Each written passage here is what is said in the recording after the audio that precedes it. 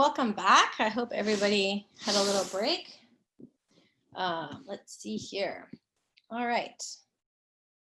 I know we have like a new participant. All right, so let's talk a little bit about just some general things to think about for adapting for pregnancy.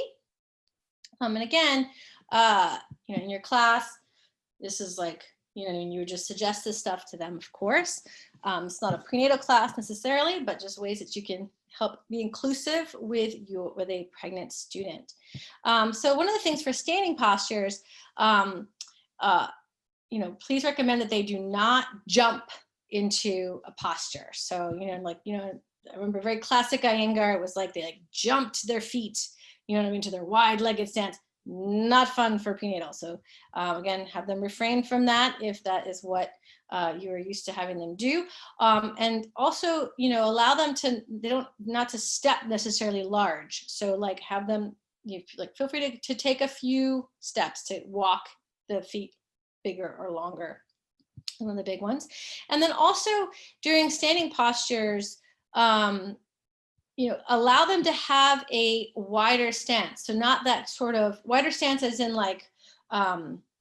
east-west, so you're not going to be on this one little track. Do you see what I'm saying? So in warrior 2 or triangle, it's not that kind of I'm on a balance beam, type of posture with the foot alignment. Allow them to be parallel, in their alignment for the feet, because again, you're having a lot more weight and imbalance with where the center of gravity is shifting, right? So they need to have that extra space, especially in standing postures. Also, for forward folds, for example, and this is included in standing ones and seated, allow again the stance to be so their uttanasana is going to be a little wider of a stance than, so obviously it's not going to be, feet together, fold forward into uttanasana. It's not even going to be hip width apart. It's going to be a little bit wider than that because you want to accommodate the belly. So as the belly grows, you want to have them create space for the belly to be. For seated forward folds or even seated postures, again, use blankets or a block underneath or a bolster, something to elevate the hips. And again, allow the legs to be a little wider. So if they're going to do something like Paschimottanasana, the legs are going to be a little bit wider. They're not going to be as big wide as wide-legged forward fold, but they're going to be wider. As they get larger, so later second trimester or third, just let them do wide-legged forward fold. They don't even have to do any sort of Paschimottanasana. And they can use a strap. So strap's going to be a good friend.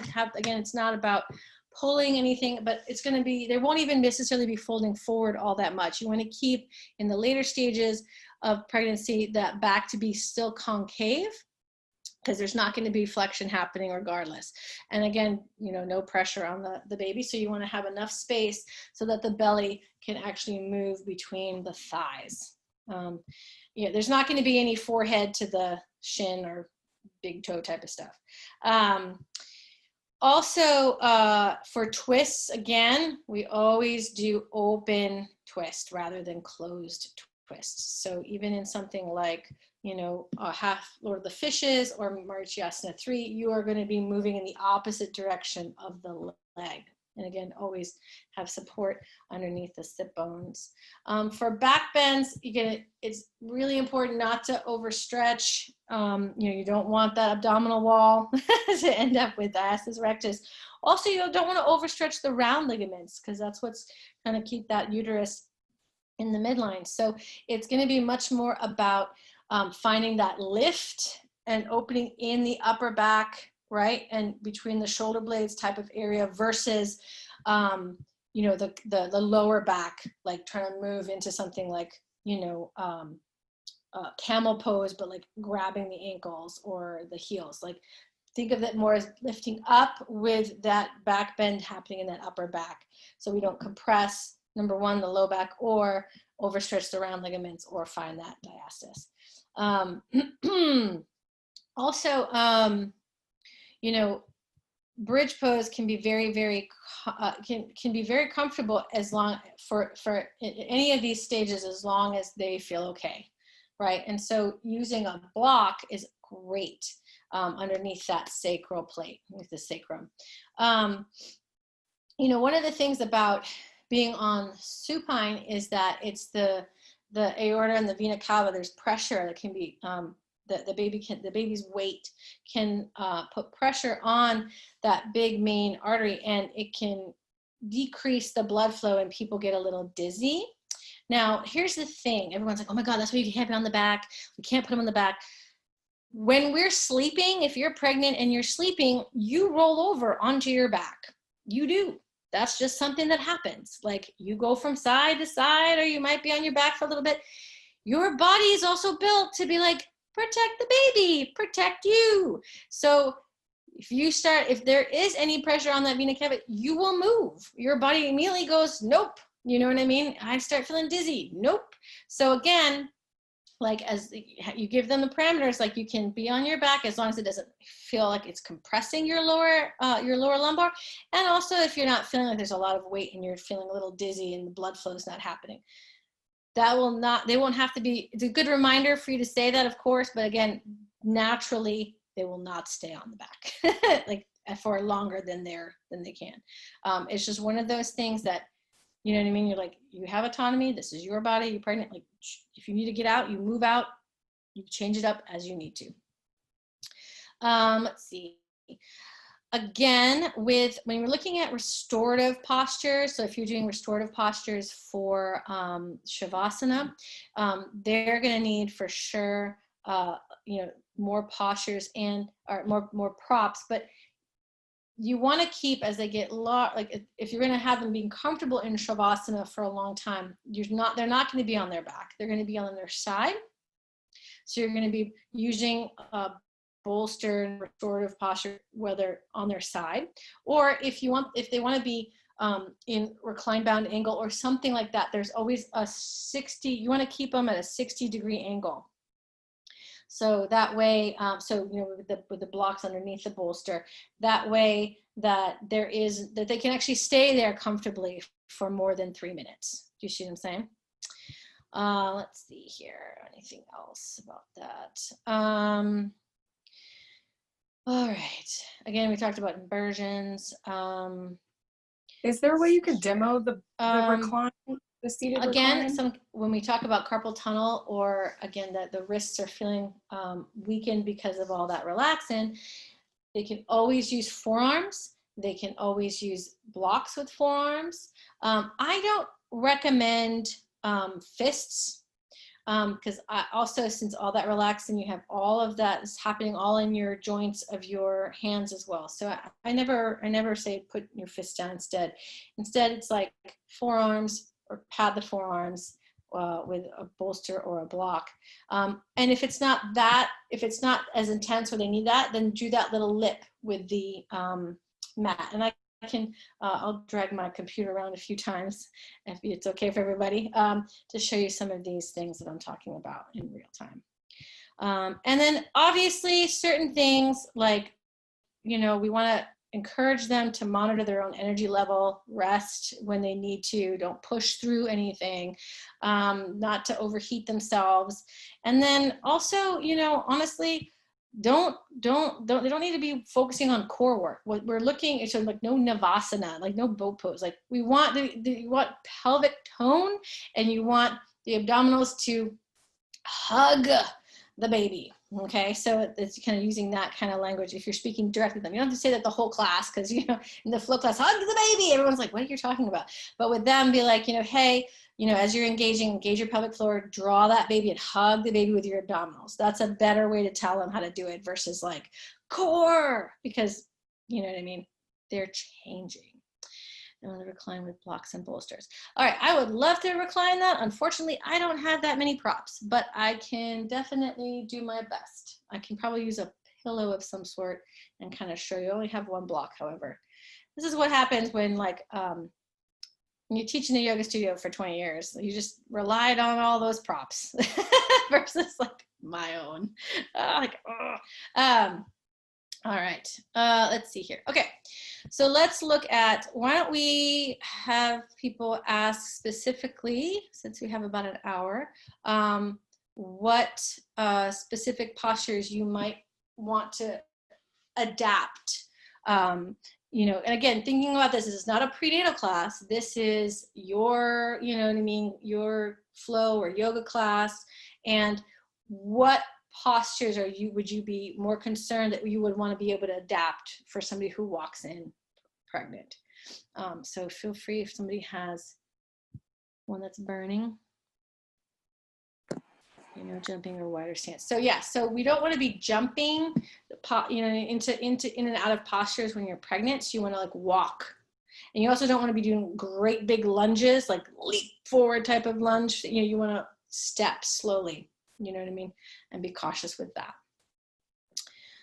All right.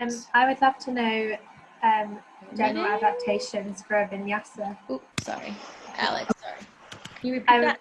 I would love to know general adaptations for pregnant people in a vinyasa. So doing like going from like downward dog and everything, and like doing cobra and things. What should they just be on, and like doing cat cows instead? Okay, good question. So first trimester, they if they're comfortable, this is what their practice is, they shouldn't have a problem doing that. Obviously, you don't, you know, I mean, I never recommend people jumping into chaturanga anyway, because most people don't know, they're not David Swenson, they don't know how to float, and they blow out the bottoms of their feet.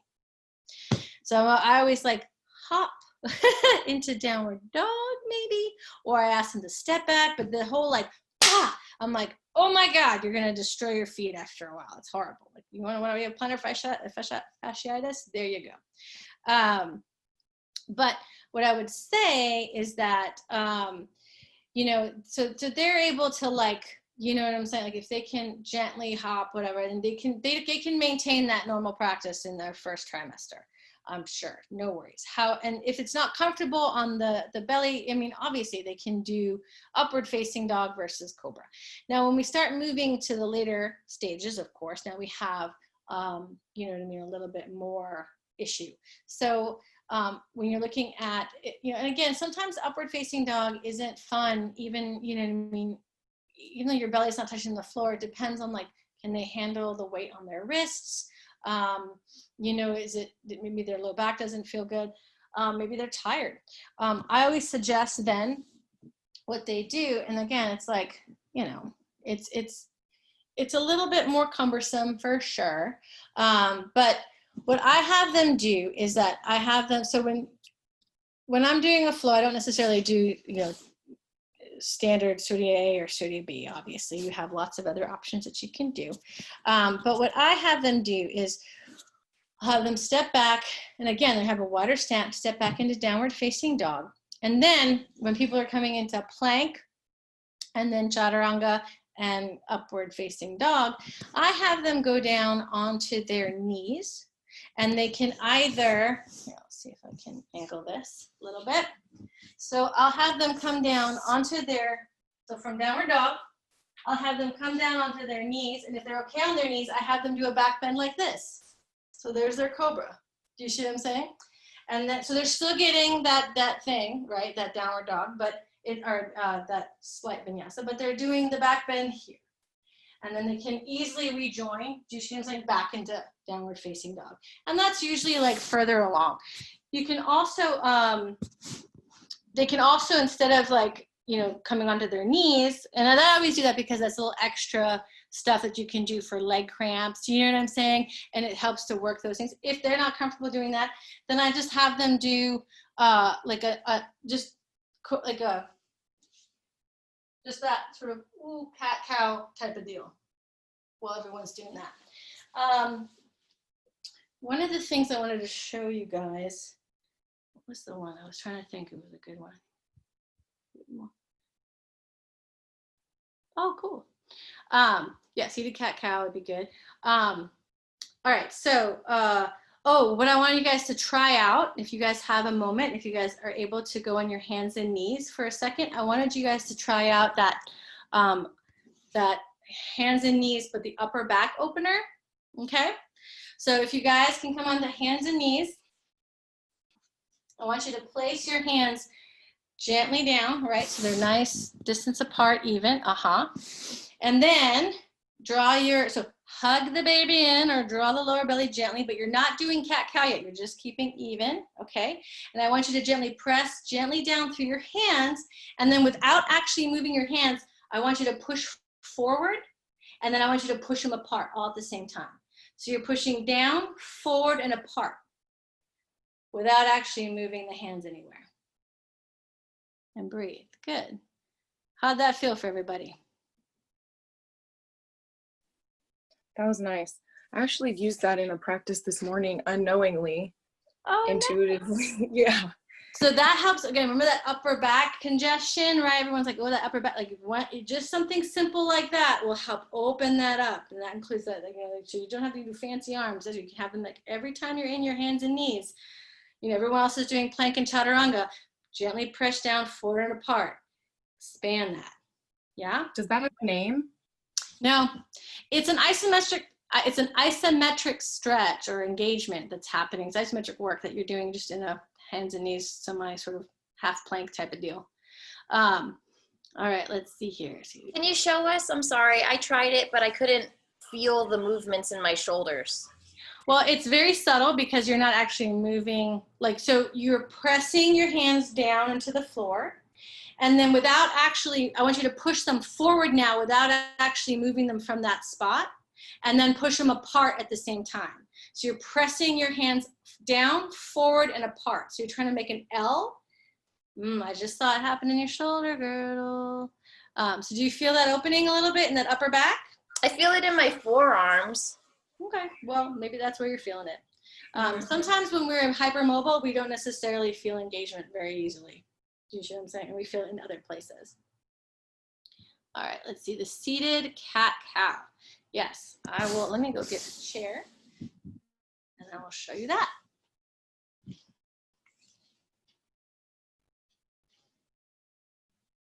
Actually, I'll just do it on a block because you won't have a chair in a flow class.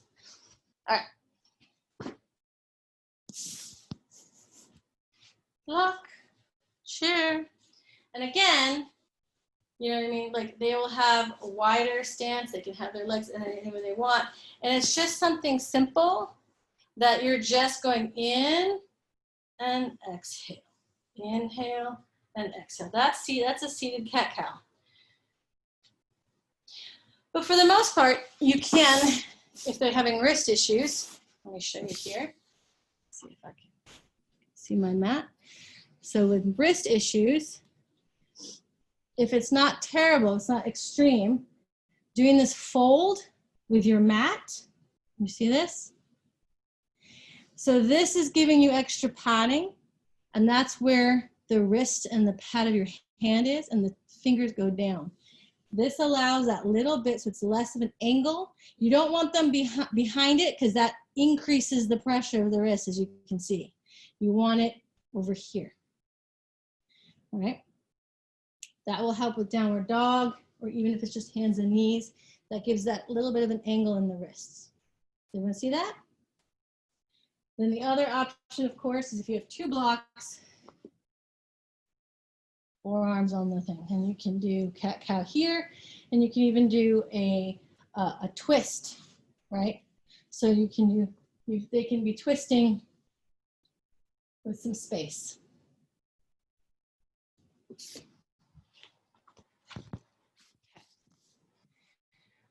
For stances, I'll show you here. So for feet, instead of being on, can you all kind of see that line? You don't want to have them in this line. You want them wider. So there's actually, you can kind of see more space. So this would be where they'd be doing triangle. They might be doing a side angle. Do you see what I'm saying? But the whole point is the feet are a little bit wider. And that gives support. A balance, more for balance and support for their structure. All right, let's go through some of these here. All right, so for Tadasana, right, when we talked about that sciatic discomfort, using that block, right? Again, their feet, so let's say I'm pregnant, so I'm not, but say, all right, you might need to have the block a little bit more on the wider side. Now maybe it's not this narrow, but again, that gentle squeeze, you can kind of feel how it engages the whole area for that senior head.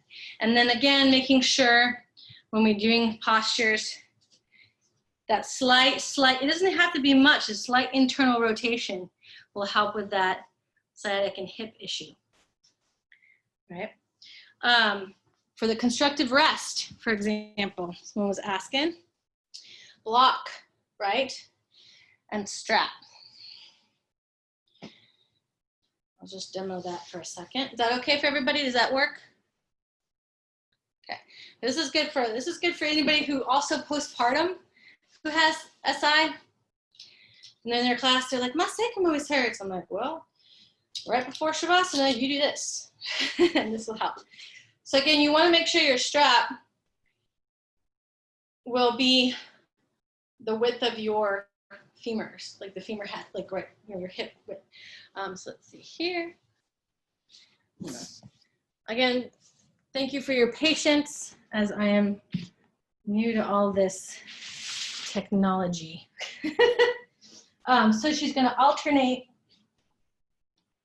with squeezing the block, right, for a few breaths. And then put your strap. And you can actually have them, and then she's going to push away for a few breaths.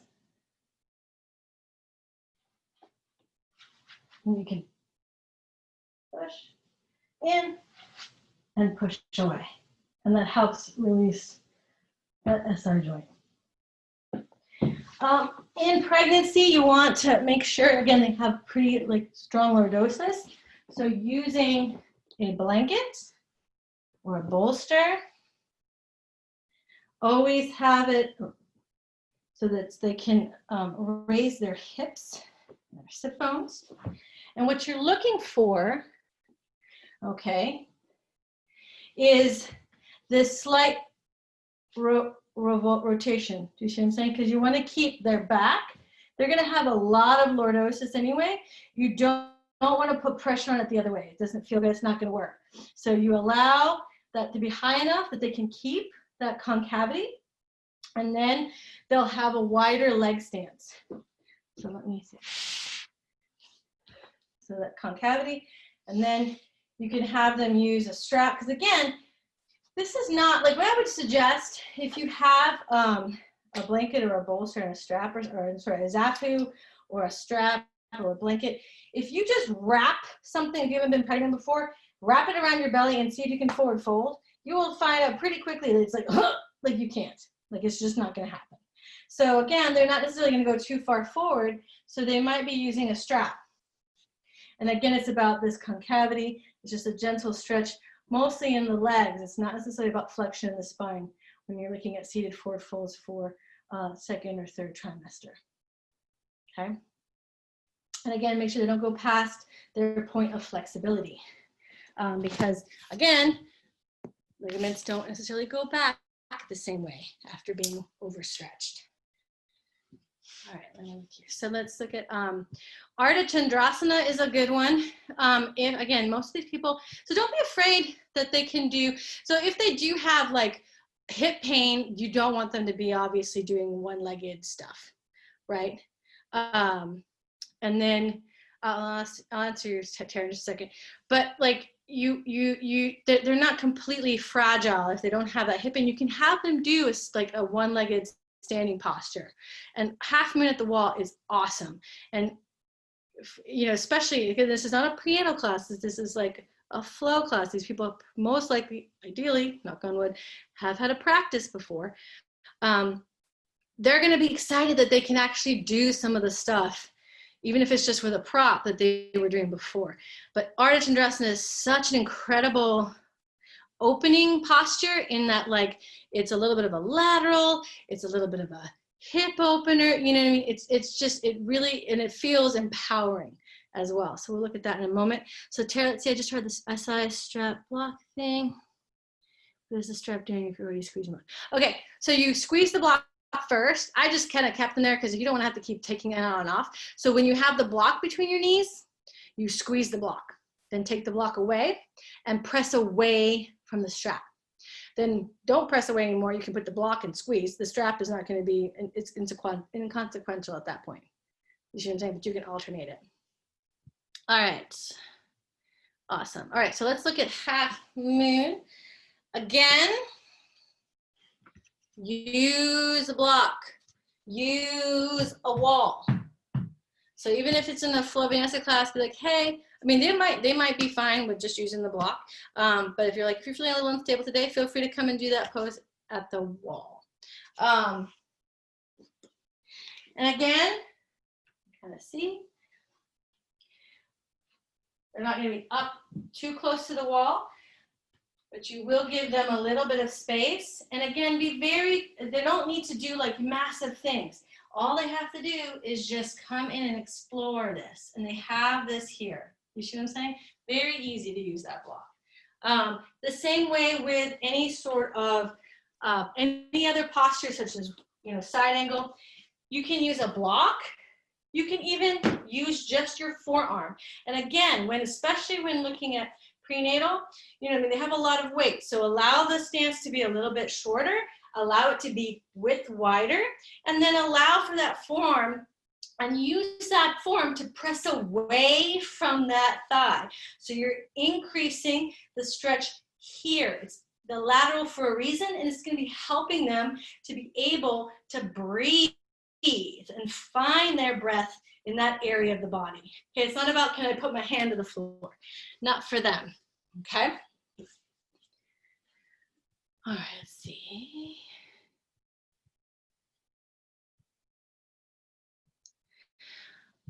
The way the SI, the block and the strap helps to release the SI, is that what it's doing is it's using your muscles, specifically adductors, as well as your, the other ones, what do you call them, that do the other way. But what's usually happening is that, like, the SI, that joint, is there's a pressure in the sacroiliac joint, which means the connection between the hips, like the actual hip, the iliac, and that sacrum.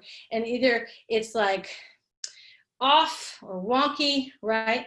And so when you're engaging, and then abductors, thank you, adductors and abductors.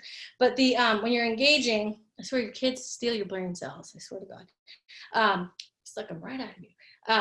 By doing a little bit alternate this and that, it helps actually work that joint into neutrality. It doesn't necessarily happen right away, but it can. But it does alleviate the pain, especially over time. I hope that helps that. All right, let's look at here for, okay. So, for example, when we look at, let's look at Malasana. So that is a really nice hip opener. Again, if someone has acute pain in that one hip, I would not do Malasana, of course. But I figure out different ways to alleviate that hip pain first, because Malasana is pretty strong, I would suggest. But you can use a block, and you can use a blanket. So we know Malasana is usually a squat, right? It's a lovely squat.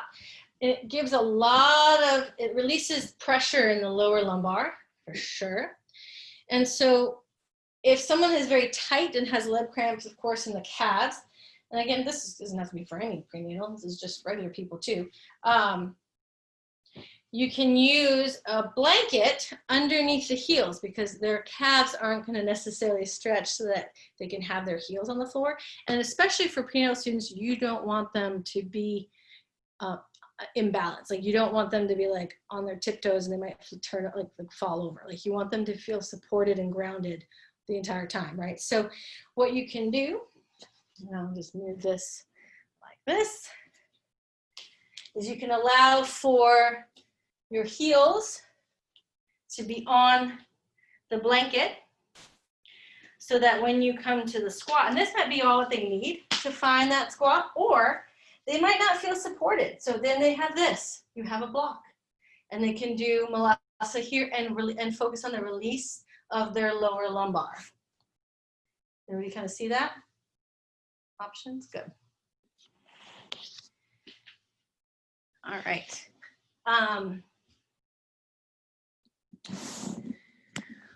Let's see. Oh, let's look at the, what's the other one I wanted to show you guys? Oh, the twists. All right. So when we're looking at open or closed twist, right? So traditionally, obviously, when we're doing something like, all right, let's do like a variation of Marichiasana, right? So let's say we're doing Marichiasana, but we're not going to bind. Maybe you have options always, right? And you exhale, you twist towards that knee, correct? For prenatal, same stance, you just say, when we twist, you twist the opposite way. You keep the stance the same. So instead of exhale towards the left for me, you would twist this way. You see what I'm saying? So they'll be doing Marichiasana like this instead of the other way. Same way with Ardha Matsyendrasana, right? So if you have the legs crossed, and again, they might not be able to even cross that foot across the knee, which is fine. They can just bring it before the knee. Do you see what I'm saying? So it's somewhat similar. And again, instead of twisting towards, they would twist away. So it's still rotation in the spine. However, you have allowed for space for the baby. All right, let me look here at a different one. All right, so for, oh, and also some of the traction twists that we're talking about. So it's just very simple. Again, knees, support, and it's just doing this. And this is going to help with that hip pain to kind of see. They can rest and relax. Do you see what I'm saying? It's just very, very simple. The same way when you're looking at Dattara Parivritti, revolved belly pose, you want to make sure again. So again, they would not be necessary. They can be on their back for a few minutes, but again, it's just something simple like this. You're not bringing the knees up. Do you see what I'm saying? And then twisting. All it is knees this way. Okay? It's just we call it windshield wiper knees, because again, you can't create any pressure on the baby. For Shavasana, one of the ways you can do Shavasana is supine. And so you would have a bolster or blanket support the head. And then again, you would have, imagine this is a bolster, that would be bigger. This could go and support a little bit under the belly, and then would support the knee as well. And that's then one of the nicest ways for them to do Shavasana, is like that.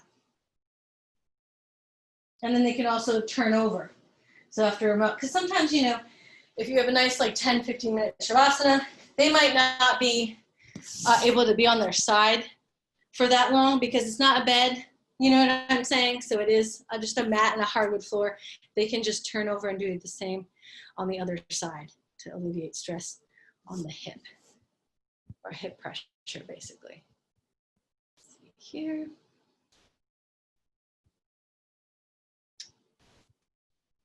Let's see, anything else? Okay, reclined bound angle for nausea. So reclined bound angle needs a bolster, which I don't have, and 2 blocks, which I don't have. But imagine this is a bolster. You would have it like this. You can see that. And you would have 2 blocks, one here and then the other one right here at a lower level, like this. So this block would support that middle section.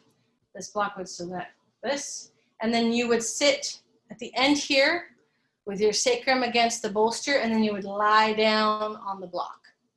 I think, let's see, I think Eve volunteered. If you're still around, Eve, are you still here? I don't remember. Where are you? I see you. She might have gone. Somebody volunteered. Oh, there she is. There's Eve. Hi, Eve. Do you have a moment to do, let's see. All right. Perfect. There is my setup. Reclined. Let's see, can we see it? There we go. Yes. You see how that is?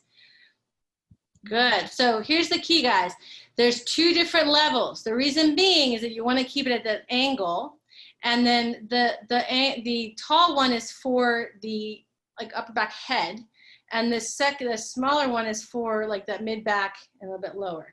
So, and do you mind sitting on it, or not sitting on it? If we do it this high, this isn't connected. So yeah, your bolster is really, really thick. So depending on the thickness of your bolster, you can adjust exactly the angles of that second. Okay. What pose are we doing? Supta Baddha Konasana, so just reclined bound angle. And again, you can just show the reclined part, but it would just, now you would slowly, perfect. And you would relax, see?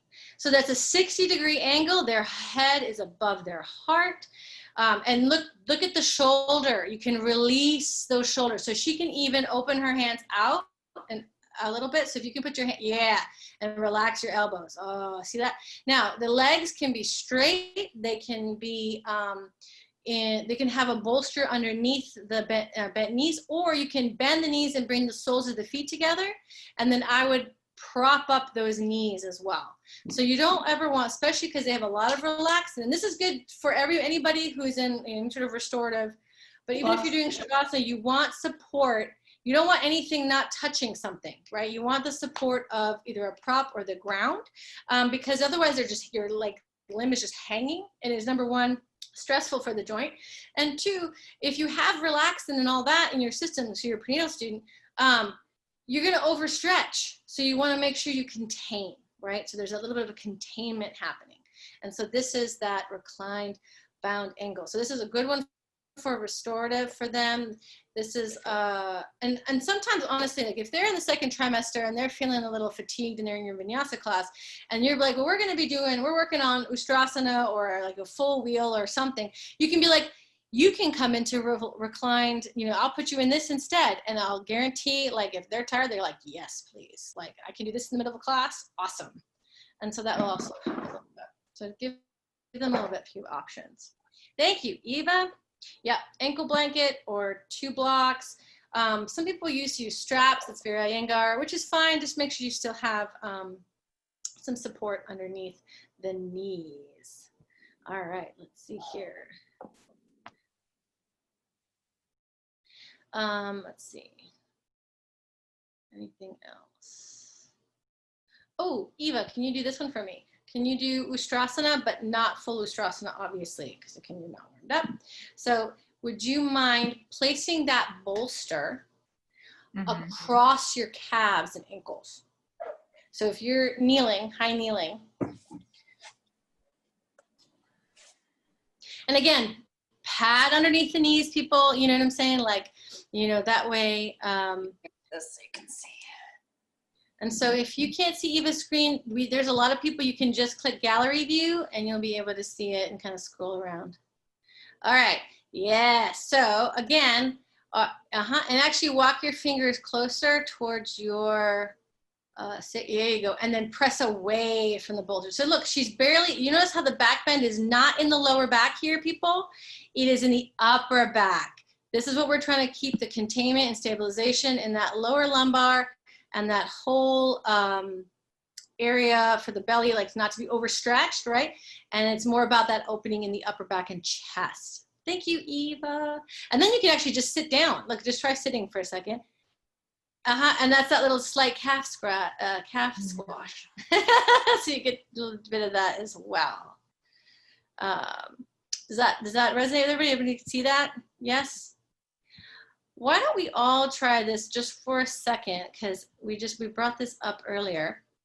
And this is that idea of like pain management. Woo! So it could be one of those things where it's like, well, we're going to be doing some core work or chaturangas or blah, blah, blah. And they're like, okay, well, I'm the prenatal student, I can't do that. I'm like, well, then let's work on pain management for you. And so what that is that, you guys all want to try, is basically curling your toes under, right? And again, if you have, if you need padding, if you have, joints that aren't happy on a mat, the floor, feel free to pad your knees, but curl your toes under and now sit on them. And just imagine you're just drawing the navel in, you're hugging the baby, your hands are relaxed, and just sit and see how long you can go. It's amazing how quickly things get uncomfortable. And then if you're like, okay, I can't do anymore, then you gently come up and you flip your toes down. And again, this is if you don't have any knee issues, you can gently come into here, or you can use a block underneath your sit bone and stretch them out the other way. And you can have them do like 3 rounds of that for sure to help with pain management. Because again, part of yoga, I say all yoga, the point of yoga is to build resiliency, right? It's about how to engage harmoniously in this amazing embodied life, right? And so, it'll help quell some anxiety if you're like, I'm able to figure out how to create homeostasis even with, right, some challenges or suffering, right? Things like that. Yep, Eva, for plantar fasciitis. Yep, it's very good, isn't it? But again, it is pain management. It's how can we maintain our resiliency? How can we try to stay even in the most uncomfortable moments? And trust me, labor ain't comfortable. So super fun. All right. Anybody have another question or wants another posture to show? I have a question for you. Yeah. I was hoping you can go over, and I don't know if this is maybe too detailed, but over some pelvic floor exercises or techniques that could work. And I know obviously we're talking about all level classes and modifying, but I don't know, let's say you happen to get all women and it's good for everybody, Right. And even postnatal too would be interesting, just to get your thoughts on that. So one of the best ways that I like for people to first understand and engage the pelvic floor, because if you say like, do Mula Bandha, people are like, I don't know what that is, right? And everyone just sort of squeezes everything. Right? And it's not necessarily exactly what you're targeting. I mean, obviously that's a good way to start, but I think most people squeeze their butt and they don't necessarily squeeze the musculature, of the pelvic floor that's between, right? The vaginal opening and the anus. And it's like, you need all of that toned. It's not just one or the other. And so some of the things I do to kind of explore that, well, if I'm doing standing postures, I use that block. So if you have that block, if you have a block, you go into Tadasana and squeeze that block gently with your adductors through the inner thighs so that you can feel the engagement because the adductors are one of the biggest highways to that pelvic floor. It's easy to get them to actually be like, wow, look at that. You can feel the tone as well as the tone of the lower abdominals, right? And then if we're seated, I usually have them sort of explore a little bit about, so when we're seated, we're squeezing our thighs and our entire body, like contracting it kind of to engage the, lower muscles of the body. I don't really know if the majora has a muscle, but what we're doing is we're squeezing the block so that we're activating the adductors, and that goes into the pelvic floor. It attaches are in that same area, and that helps to tone the pelvic floor. So it brings you awareness of that pelvic floor. So it's kind of like that action includes the pelvic floor, the abduction. Yes. if you're doing it around a block specifically, right? It'll create this tone and lift. So a lot of people don't even realize about tone and lift, right? And then I have them explore a little bit. Let's see, bring this over here.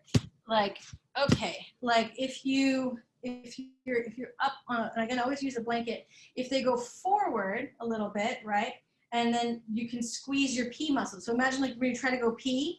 Right, you want to stop peeing. You're like, oh, I have to go pee. What do kids normally do? They normally, usually the pelvis goes forward and they cross their legs, right? So you can kind of squeeze, like trying to hold the pee, and then go the opposite way. Roll the pelvis back and be like, well, if I squeeze, it's more about like I'm trying not to poop, right? So you're like, okay, squeeze that. It's called Ashwini mudras, that one, right? And then what you want to do is go. So that's one extreme to the other. Can you find a moment? Can you find a place where you're in that center spot? And you can lift and imagine lifting in the center between those two extremes. And you lift and tone that pelvic floor. And again, it's you can use the words like Kegel. I mean, of course, if it's all women class, and Kegel's a little bit different, than Mula Bandha, but it's a good introduction to kind of figure that idea. Yeah, bladder control muscle is a good one. Lifting up, and the idea is imagining. And having them think of it as an elevator. It's like, okay, I'm starting to tone and I'm starting to lift. Can I go to the first floor? Can I go to the second floor? What happens on the third floor? Can I go back to the second floor? Oh, can I go to the third floor again? Even just going to these, differentiating sensation is really, really good for toning. Does that resonate with everybody? So you don't have to be like third floor all the time. It's like, can we go up and then lower and up? You know what I'm saying? Like it's more about control and awareness than like just tighten everything up. Because that's not good either. We don't want to be like all tight the whole time either. Yes, Amanda. So I'm practicing it as you're describing. And so I'm noticing that there could potentially be 3 groups. We have, I'm just going to use the words that I know, but please use the proper vernacular. I'm happy to learn the proper terms. So we have the anus, which is when we flex it, we're like holding that in. And then there's the next one, which is, I guess I want to say my vagina, but like the top part of it. And then you're saying there's this center part, which I think I'm kind of getting, but maybe I don't feel it because I'm not practicing it so much. That's in between the two. Is that what you're describing? You're saying that there's 3 levels of contraction that we should be practicing. 3 areas that you can try to, the 3 levels that I was talking about separate from, so the 3 areas is the pee group muscles, right? So when you need to go pee, it's like different, like it's like you have to, and then when you have to, when you're trying to not poop, that's the other. Right. Okay? So those are extreme. Those are on the one end of the other. What we want is literally the sensation of a lift that's happening between those two. The space, in the actual space between those two. Okay, that's the pelvic floor. Because the anus and the urethra hole, they are literally holes within the pelvic floor hammock. Okay, and so we don't want to just squeeze one end or the other. We want the whole idea is the center part all lifting as a hammock. Got it? And so when we use the block for the abduction, that engages that center part. It does help bring awareness to that center part. And the more we practice this, the more we can identify that sensation more accurately. Yes. Okay. Yes. So again, we have muscles that we don't even like control, right? Like I had a friend that could do like, you can raise one, she could do both eyes. She could do like one or the other eyebrow. Yeah, there you go, Carolyn. Awesome. Everybody has those muscles, but my awareness is not working on this one. Does that, you see what I'm saying? And it just takes, a lot of times it takes, how can we isolate that? How can we then find the muscle memory to reconnect to that? Does that resonate? So a lot of times we don't literally, in our culture in the West here, we literally don't talk about what's below the waist. Did you know what I'm saying? It's like, you know what I mean? And it's like the no zone. Like you don't talk about that. No one wants to, and it's like when you're pregnant, that's all the stuff is happening all over there. Do you know what I mean? And so you need to help bring awareness to that and not be shameful about it, right? It's like, this is not, it's like the body, they're amazing. They have functions, right? So we lose a lot of pelvic tone. And also, you know, a lot of that too is, you know, just, you know, I find that like people posture and like suck stuff in and da da da, you know what I mean? Just because of the way they think society think they need to look, right? And so we sort of end up with these sort of weird, not healthy muscle patterns as well, right? Like reverse breathing, because we can't ever let our belly hang out. Oh my God, that would be, right? Oh, no one will ever like us or love us if our belly hung out. Yes, Carolyn. Someone told me that a story about the Buddha and why the Buddha always had a hanging belly, and it was because he would breathe into his belly and allow the breath to enter the body. Now, granted, the air does not go into the belly. That you'd have to be hospitalized if that was happening. However, you need to create space to allow the breath and the diaphragm. Do you see what I'm saying? Things have to. It's this. Life is called spanda. That's the Sanskrit for pulsation. So we can't just be like this the whole time. Suck it in, suck it in, suck it in, right? You have to release and you have to release. So when you inhale fully, exactly, the Buddha allows the belly to hang so that the full breath can happen. It's amazing. So we just sort of ignore that whole, like, we're like, oh, but then like, you look at our society and you look at like, there's a whole aisle at like Walgreens, you know what I mean, that's offering continence. And you're like, I never want to walk down that aisle. Like, I really don't ever want to do that. And not that, you know what I mean, so, you know, not that it's a shame, but I'm like, I would like to have pelvic floor health, right? And so some of that is literally learning these things. So yeah, so talking about, you know, elevator Kegels or like that space, you know, finding that lift and squeeze in Malasana is amazing and challenging. So if anybody's like, I'm bored in Malasana, and be like, well, lift your Mula Bandha. Can you lift up an inch? You know, things like this. Yes, less concerned about your tummy and more concerned about your lady bits. Yes, Autumn, for sure. Because yes, so because all of that tone will happen anyway. Somehow we ended up in here. All right, any other questions? You get a group. Is there any dudes in this training? It'd be hilarious. Be like, enjoy. Like, we're not talking about you at all. All right. Let's see.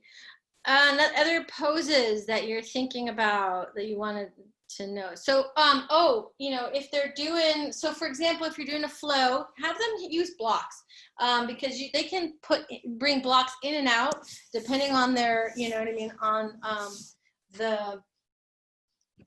depending on like their stage of pregnancy. So, you know, being able to, if I mentioned I had two, you could, you know, if I couldn't take my head below my heart, how am I going to do Tanasana? Well, I have a block, and that's going to allow me to be able to be, you know what I'm saying, like parallel and not have that head down. And then I can easily use that to help me find my lunge, right? And I can do all sorts of stuff here with a block. And then I can use, if I have two blocks, I can take my hands down, then I can move them to the side and do my downward dog. Yay! Or maybe my wrists were hurting, so I just flip them over and I have my downward dog like that. Do you see what I'm saying? Blocks are extremely useful. Very, very useful. They're not going to bring their knee to the chest. Don't even, you know, worry about that. Tell them you don't need to bring your knee to the chest. You're going to just bring your knee towards the outside of your hand when you lunge forward. It's not going to be to the inside, and it's not going to be to the chest. They're going to always be a little bit wider. You said, yeah? And again, doesn't have to be huge, long stances. All right. Any other questions, concerns, comments? I'm looking to see if there's any extra little ones. I might, to add to this, because I know you have Leah tomorrow and Friday. You know, I might just film a little sequence of me doing it as if I was pregnant with something strapped on a belly and with props, and just, you know what I mean, post it where you guys can look at it and get ideas, okay? That probably won't be until next week though, just FYI. But that way you guys have some fun little things to do and think about. But the biggest thing is that I don't want you guys to, I don't want you to be afraid of a prenatal student coming into your class. Because again, more than likely, and again, you can't do total absolutes, but more than likely, yoga is so common now, and there's so many resources that if they're coming to your class, and it's not a prenatal class, again, because you're not learning prenatal yoga here, you're learning adaptation. So it's your regular class, whatever level of flow, they most likely will have a practice. They are a practicing yogi. And so don't be afraid that you're going to break them. Okay, you're not going to break them. But again, just those simple things. Like the biggest takeaway for you guys right now, ready? Don't squish the baby. That's all you have to remember. That's it. Now, you know, anything else is then like, okay, you just use blocks to lift up so your head doesn't go down. Oh, we're not doing, you can do Viparita Karani, legs up the wall instead, or a supported bridge pose instead of an inversion. Like those things are easily adaptable. But the biggest thing is don't squish the baby, right? So we're not going to be doing bound closed twists. We're not going to be doing, after a certain point, after like 10 or 12 weeks, nothing on the belly. You're not doing, you know, not doing bow pose, or you're not doing full wheel. These are just simple things because that would squish the baby. So you look, you think, nope, that's squishing the baby. Open twists only, right? And more about upper back in the back bends than low back. Does that sound okay? That's the easiest thing to possibly remember. And you will learn more from your students than I would say than most trainings. Do you see what I'm saying? Trainings are always a good foundation. They're a good, you know what I mean, perfect.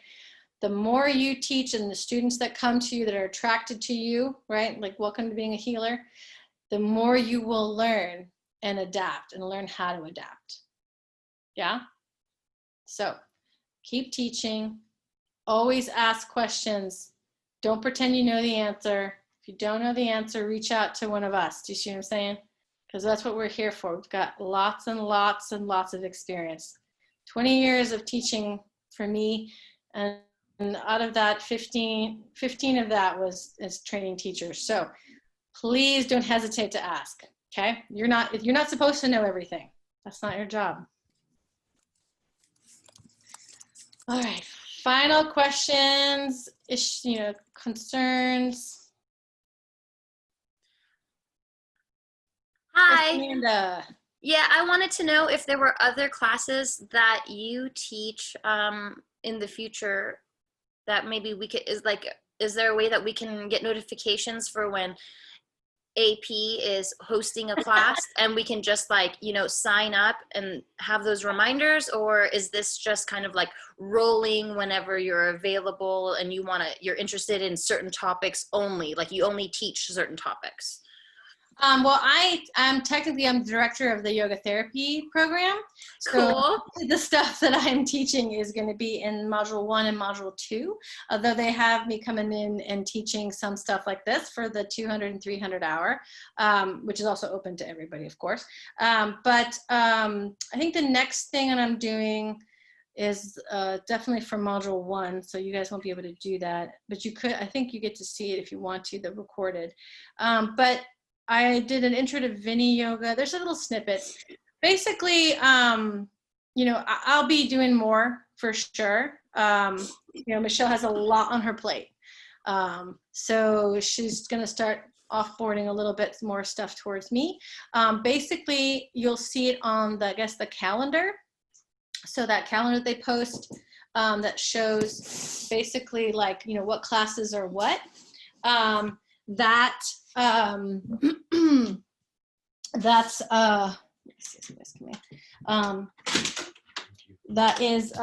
where you can see if I'm going to be teaching. I'll have my name there. Does that help? And then I know I'm teaching in-person class. I think I may be doing an online one. I'm not sure yet. Like a regular just flow class. But I really connected with your personality and earthiness. I just felt like, oh, I definitely relate to what she's saying, because sometimes when people are talking, it goes right over my head and I have to rewatch the videos. yeah. And yeah. Well, thank you. I appreciate that. All I have right. another logistical question. Yes, with you.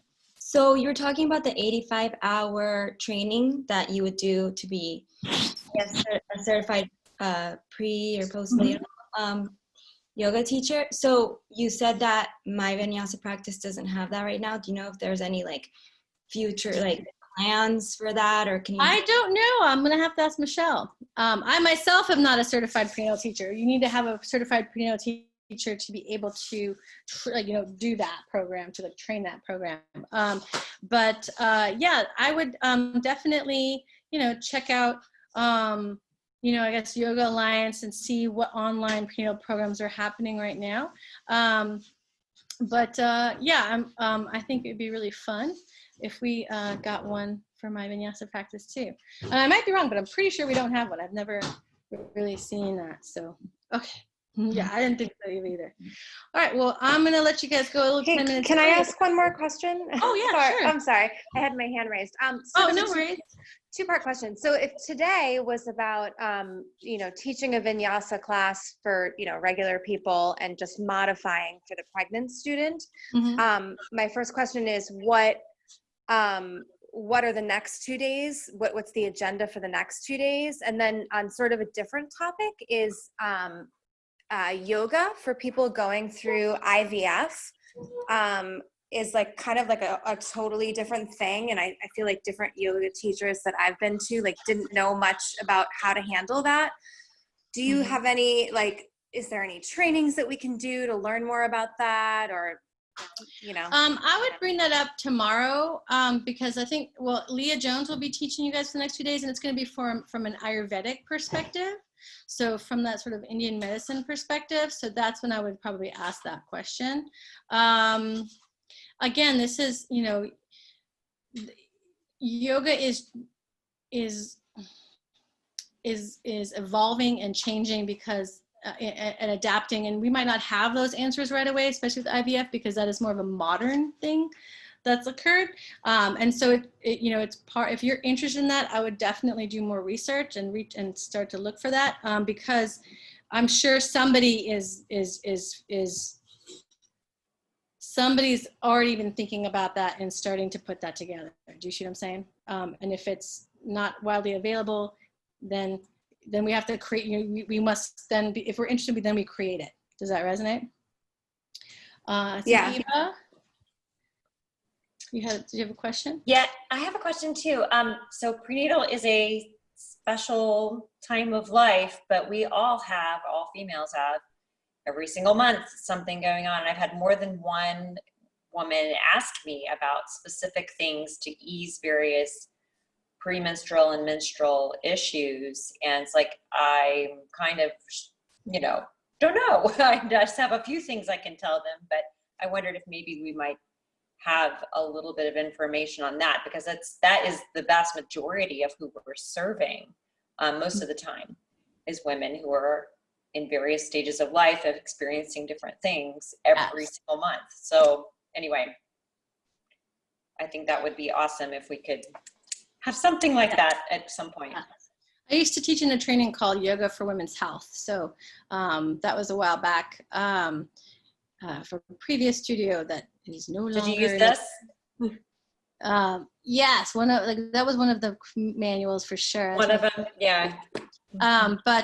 Again, definitely ask Leah from an Ayurvedic perspective first and see what happens, and then I'm sure she'll be able to answer some of those questions. But then, yeah, I mean, again, we're creating new stuff here at My Vinyasa Practice all the time, so yeah. I would definitely, any sort of suggestions, ladies, please feel free to write in, because that's a really good thing to do. All right, I'm gonna let you guys. What was the book? What was the book? Yeah, can you chat the title for everybody? If that's okay, Eva?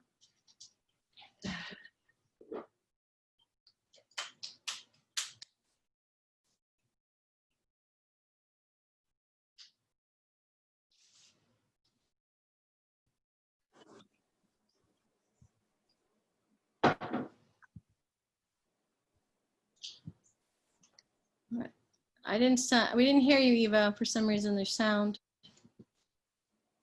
Oh, there we go. Yeah. And again, everything you have to take with a grain of salt, because I love Gita Iyengar, but then there's some really like polarizing things sometimes she says in there, so you have to be like, but again, that's the way it is with every tradition. All right, Yeah, I'm not taking it as the Bible. I've actually, no. That's why I'm asking, because it's like, okay, there's some things in here that I'm, not in alignment with is 100% for every single person. So I just, anyway. All right, well, thank you, ladies. Enjoy the rest of your day, and enjoy your training the rest of this week with Leah. All right.